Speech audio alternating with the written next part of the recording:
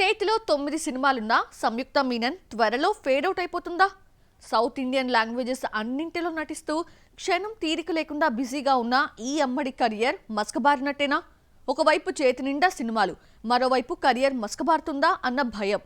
విచిత్రమైన పరిస్థితుల్లో సంయుక్త మీనన్ పడిపోయిందా? అఖండ 2లో బాలయ్యతో జత కట్టడమే కాదు, ఐటమ్ గర్ల్ గా కనిపించడమే చేసిన తప్ప?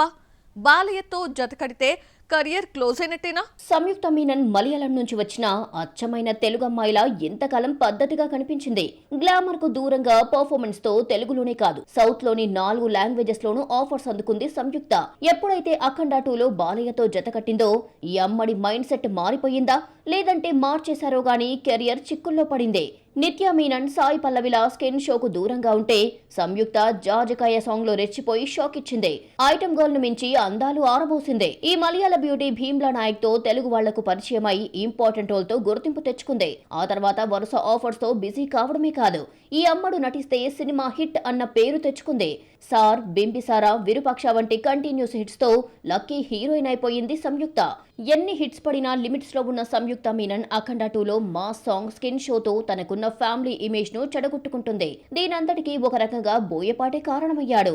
డ్యూయట్స్ లో ఆడిపాడే సంయుక్తతో ఫస్ట్ టైం మాస్ సాంగ్ వేయించాడు. సంయుక్త ఇమేజ్ ను పక్కన పెట్టి గ్లామర్ షో చేయించాడు దర్శకుడు. మరి ఈ యూటర్న్ సంయుక్త కెరియర్ ను ఎలాంటి మలుపులు తిప్పుతుందో మరి. స్టార్ హీరోయిన్స్ రష్మిక, నయనతార చేతిలో 3-4 సినిమాలు ఉంటే సంయుక్త మీనన్ చేతిలో 9 సినిమాలు ఉన్నాయి.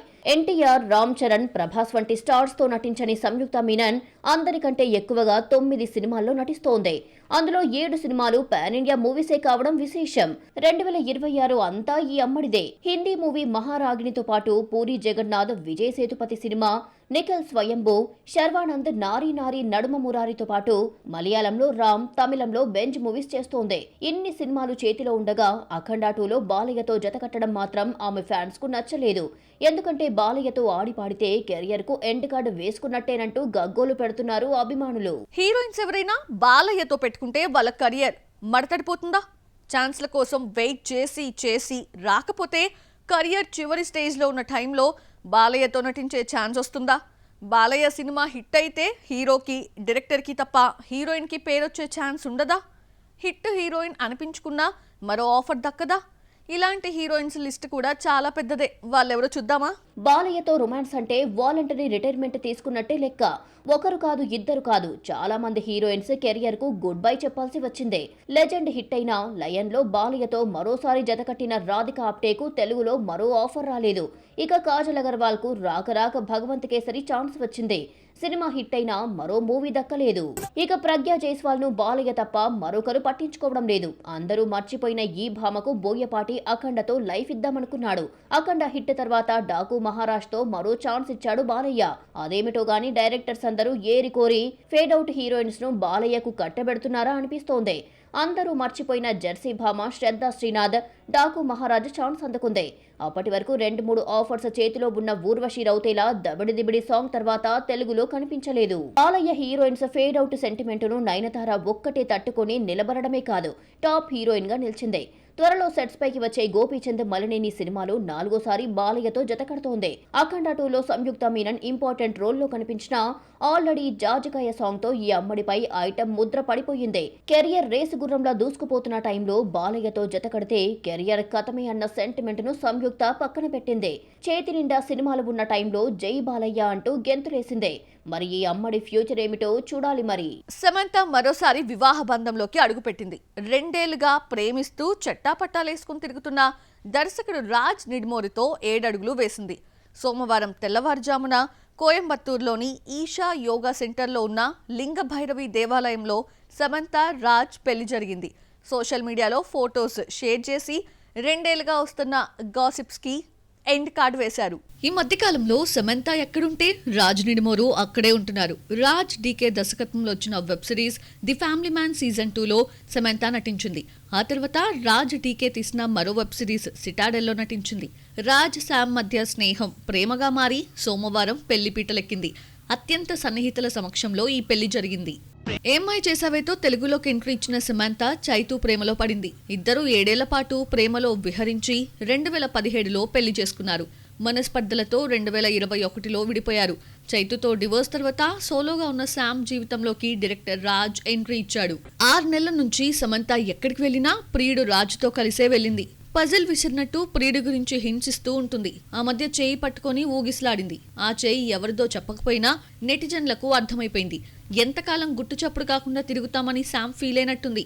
ఎవరేమనుకుంటే నాకేంటి, ఎప్పటికైనా తెలియాల్సిందే కదా అనుకుందో ఏమో మరి. ఆ మధ్య పబ్లిక్ గా ఒకే కారులో ప్రయాణించి కెమెరా కంటికి చిక్కారు.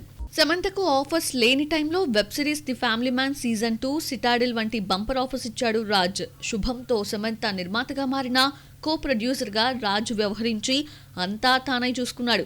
శుభంతో అద్భుతమైన ప్రయాణం మొదలైందంటూ రాజ్ భుజంపై వాలిన ఫోటోనే సమంత షేర్ చేయడంతో ఈ లవ్ అఫైర్ హాట్ టాపిక్ గా మారింది. సమంత నటిస్తూ నిర్మించే రెండో సినిమా మా ఇంటి బంగారంకి రాజ్తో పాటు హిమాంక్ దువ్వూరు కో ప్రొడ్యూసర్స్ గా వ్యవహరిస్తుంటే పూజలో మాత్రం సమంతతో పాటు రాజ్ మాత్రమే కూర్చున్నాడు. దంపతుల్లా పూజలో కూర్చున్నారంటూ నెటిజన్లు కామెంట్ చేశారు. పెళ్లి కాని దంపతులు అంటూ ట్యాగ్ లైన్స్ ఇచ్చారు. ఆ ట్యాగ్స్ ని నిజం చేస్తూ దంపతులయ్యారు. కొత్త జంటకి సెలబ్రిటీస్ విషెస్ తెలియజేస్తుంటే మరికొందరు విమర్శలు గుప్పిస్తున్నారు. పూనం కౌర్ పరోక్షంగా సమంతను టార్గెట్ చేసింది. సోషల్ మీడియా వేదికగా స్పందిస్తూ సొంత గూడు కట్టుకోవడానికి మరొకరి ఇంటిని పడగొట్టడం బాధాకరమని వ్యాఖ్యానించింది. అహంకారపూరితమైన మహిళను పెయిడ్ పిఆర్ టీం గొప్పవారిగా చూపిస్తోందంటూ చేసిన పోస్ట్ వైరల్ అవుతోంది. సమంత పెళ్లిపై రాజ్ మొదటి భార్య శ్యామిలి స్పందించింది. తెగించిన వ్యక్తులు తెగించిన పనులే చేస్తారంటూ పెట్టిన పోస్ట్ నెట్టింట వైరల్ అయింది. సోషల్ మీడియాకు దూరంగా ఉండే రాజ్ భార్య సమంతతో ఎఫ్ఐఆర్ తర్వాత పెట్టిన పోస్టులు చర్చకు దారితీశాయి.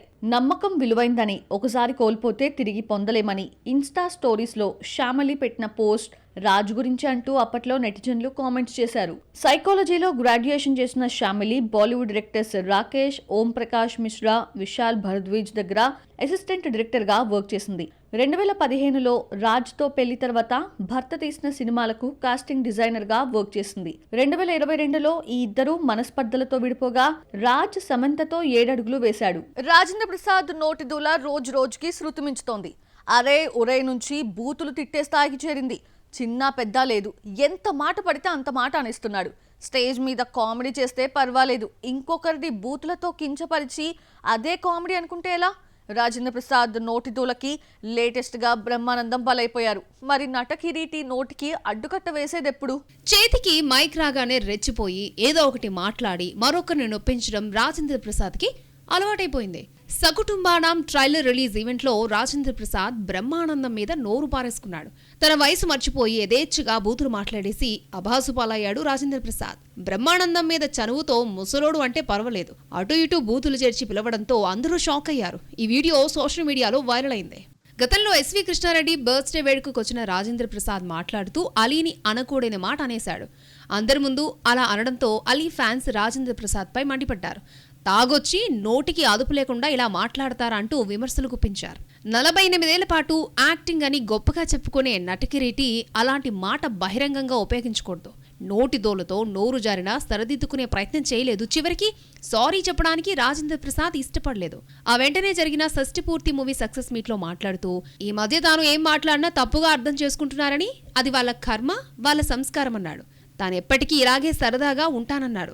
తోటి నటుడిని అందరి ముందు బూతుమాటతో పిలవడం ఈ సంస్కారమా అంటూ రాజేంద్ర ప్రసాద్ కి కౌంటర్ అటాక్ ఇచ్చారు. చివరికి అలీనే వీడియో రిలీజ్ చేసి కూతురు పోయిన బాధలో ఉన్నాడంటూ ఇష్యూకి తెరదించాడు.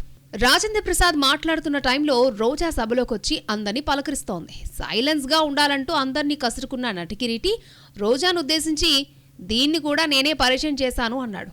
అందరి ముందు తోటి ఆర్టిస్ట్ను ఇలా పిలవడమే నీ సంస్కారం అంటూ సోషల్ మీడియాలో రోజా ఫ్యాన్స్ రెచ్చిపోయారు. ఎస్వి కృష్ణారెడ్డి బర్త్డే ఈవెంట్లో రాజేంద్ర ప్రసాద్ కిక్ మీదున్నాడని, దీంతో ఏం మాట్లాడుతున్నాడో ఆయనకే తెలియలేదన్న ప్రచారము జరిగింది. అందరినీ ఏదో ఒక కామెంట్ చేసి నొప్పించడమే లక్ష్యంగా పెట్టుకున్నాడు. హాల్లోకి ఎంట్రీ ఇచ్చిన ఆనాటి హీరోయిన్ రవలిని ఉద్దేశిస్తూ చిన్న గుండ్రాయిలా ఉందన్నాడు రాజేంద్ర ప్రసాద్.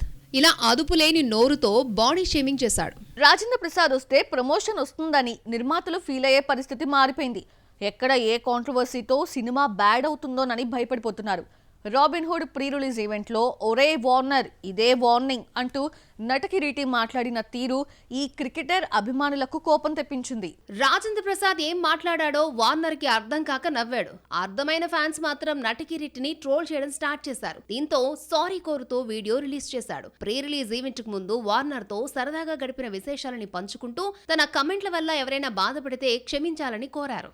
వెబ్ సిరీస్ హరికథ ప్రీ రిలీజ్ ఈవెంట్ లో రాజేంద్ర ప్రసాద్ మాటలేకంగా అల్లు అర్జున్ ని ఉద్దేశించి అన్నవే అంటూ జనాల్లోకి వెళ్లిపోయాయి. ఎర్రచందనం దొంగ కూడా హీరో అయిపోయాడు. హీరో పదానికి అర్థాలు మారిపోయాయి అన్నాడు. ఈ వ్యాఖ్యలు డైరెక్ట్ గా పుష్పకే తగలడంతో బన్నీ ఫ్యాన్స్ రాజేంద్రుడిపై మండిపడ్డారు. టంగ్ స్లిప్ కావడం, సారీ చెప్పడం ఈ సీనియర్ యాక్టర్ కి అలవాటైపోయింది. ఎర్రచందనం దొంగ అంటూ పుష్ప గురించి చేసిన వ్యాఖ్యలు ఏ అర్థంలో అన్నదో షష్టి పూర్తి సినిమా ఈవెంట్ లో వివరణ ఇచ్చాడు రాజేంద్ర ప్రసాద్. ఇదే టాపిక్ బన్నీ దగ్గరకొస్తే ఇద్దరం సరదాగా నవ్వుకున్నాము అన్నాడు. లేడీ టైలర్ యదవ, అప్పులప్పారావు, పేకాట పాపారావులో నేను చేసిన పాత్రలు మన చుట్టూ ఉన్న వ్యక్తులను ప్రతిబింబిస్తాయని, అదే ఉద్దేశంతో ఎర్రచందనం దొంగ గురించి మాట్లాడానంటూ వివరణ ఇవ్వాల్సి వచ్చింది. నటకిరీటి ఈవెంట్ కు వచ్చాడంటే ఏదో ఒకటి కాంట్రవర్సీతో రచ్చ చేసి హైలైట్ అవుతాడు. మేకర్స్ కి మాత్రం తలనొప్పులు తీసుకొస్తాడు. మాస్ జాతర ప్రీ రిలీజ్ ఈవెంట్ లో టంగ్ స్లిప్ కాకపోయినా ఇండస్ట్రీ నుంచి వెళ్లిపోతానంటూ షాక్ ఇచ్చాడు.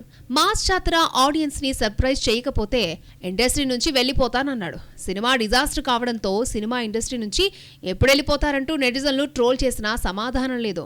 ఇండస్ట్రీ నుంచి వెళ్లిపోతే ఈ బూతులు పురాణం నుంచి ఊపిరి పీల్చుకోవచ్చని నెటిజన్లు కామెంట్లు చేస్తున్నారు.